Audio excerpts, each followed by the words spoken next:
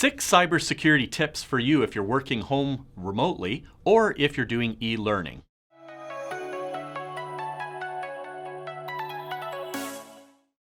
Tip number 1.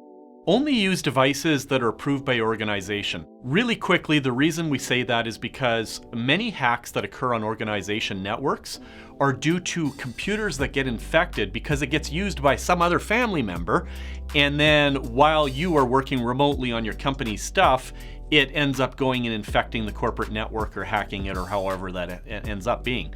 Just keep that in mind. Tip number 2. Use a VPN when necessary. Now, a couple recommendations I have other videos on this that expand in more detail, but quickly, I would suggest that you look at ExpressVPN or NordVPN. Two great personal VPN providers, unless of course your organization uses a VPN network of their own, that they have their own solution. These are great things to make sure that you have a tunnel, virtual private network, encrypted tunnel that goes through the internet, and make sure that people can't be eavesdropping on that connection. So really, it really does elevate your security. Even though you think your security connection is secure, is fine, your software you're using, you've got all these encryption security policies in place, this is an added layer, and I highly recommend and suggest using a VPN provider. Tip number 3.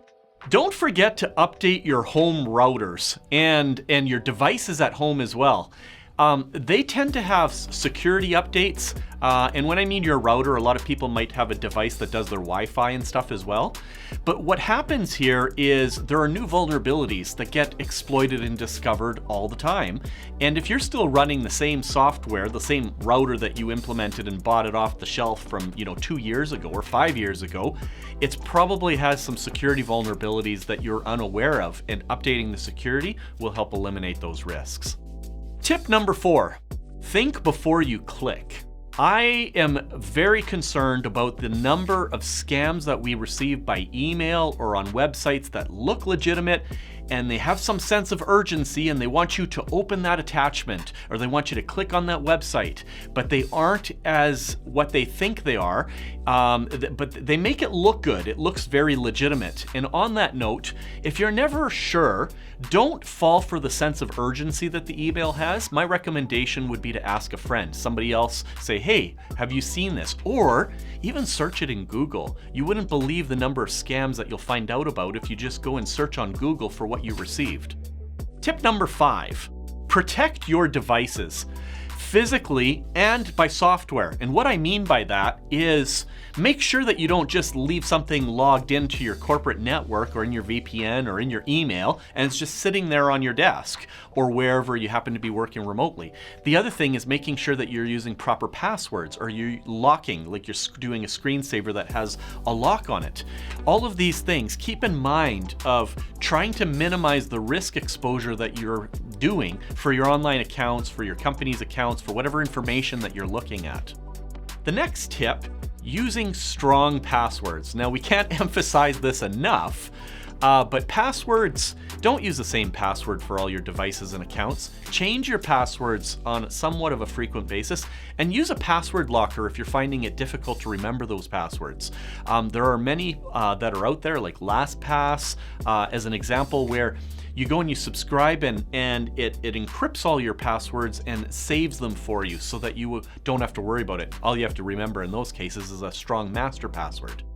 The last tip, you know all those websites where you log in and they ask you for adding another layer of security to it? We call it multi-factor authentication or two-factor authentication. And that's where you may put your phone number for your cell phone on it.